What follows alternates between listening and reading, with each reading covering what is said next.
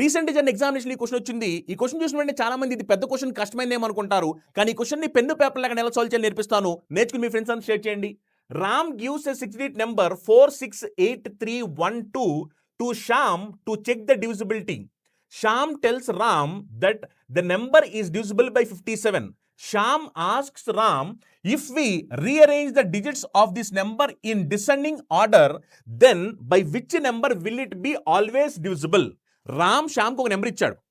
ఆ నెంబర్ ఇచ్చి ఏమని చెప్పాడంటే ఈ నెంబర్ ఏ నెంబర్తో డివిజిబుల్ అవుద్దో చెక్ చేయని చెప్పాడు.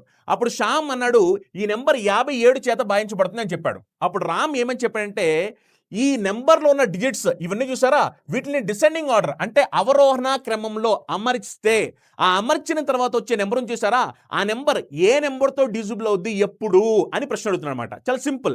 యాక్చువల్ మీరు గమనించండి, ఇప్పుడు ఈ నెంబర్ ఏమిటంటే 57 చేత భాగించబడుతుంది, అవునా?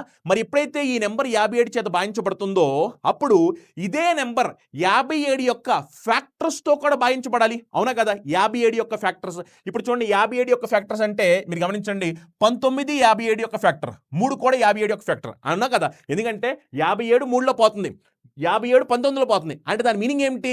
ఈ నెంబరు 3లో పోతుంది, ఇదే నెంబరు 19లో కూడా పోతుంది, అవునా కదా? అంటే ఈ రెండు కూడా రాంగ్ ఆన్సర్లు అయిపోతాయి. ఇప్పుడు జాగ్రత్తగా గమనించండి, ప్రశ్న ఇది కాదు. ప్రశ్న ఏమిటంటే ప్రశ్న చెప్పింది ఇప్పుడు ఇదే నెంబర్ని డిసెండింగ్ ఆర్డర్లో డిక్రీసింగ్ ఆర్డర్లో అరేంజ్ చేస్తే ఇదే నెంబర్ని డిసెండింగ్ ఆర్డర్లో అరేంజ్ చేసిన తర్వాత అది ఏ నెంబర్తో డివిజిబుల్ అవుద్ది అన్నాడు. అప్పుడు సింపుల్గా మనం చెప్పాల్సింది ఏమిటంటే ఆన్సర్ 3తో డివిజిబుల్ అవుద్ది. ఎందుకంటే 19తో డివిజిబుల్ కాదు.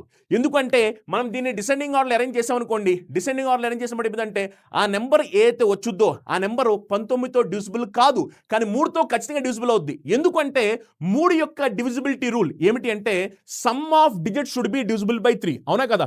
3 యొక్క డివిజిబిలిటీ రూల్ ఏమిటి? 3 డివిజిబిలిటీ రూల్ ఏంటంటే ఇక్కడ డిజిట్స్ మొత్తాన్ని కలిపినప్పుడు అది 3 చేత భాగించబడితే ఆ అంకె మొత్తం 3 చేత భాగించబడుతుంది. ఇదే కదా లాజిక్. ఇప్పుడు దీన్ని మనం అసెండింగ్ ఆర్డర్లో ఉంచినా డిసెండింగ్ ఆర్డర్లో ఉంచినా వాటిని మొత్తాన్ని మనం యాడ్ చేస్తాము. యాడ్ చేసినప్పుడు వచ్చే సమ్ అనేది ఖచ్చితంగా సేమే ఉంటుంది. అది అసెండింగ్ ఆర్డర్లో ఉన్నా డిసెండింగ్ ఆర్డర్లో ఉన్నా ఇలా ఉన్నా ఆ సమ్ అనేది సేమ్ ఉంటుంది. మరి 3 డివిజిబిలిటీ రూల్ అదే కదా, సమ్ ఆఫ్ డిజిట్స్ అనేది 3 చేత భాగించబడాలి లాజిక్.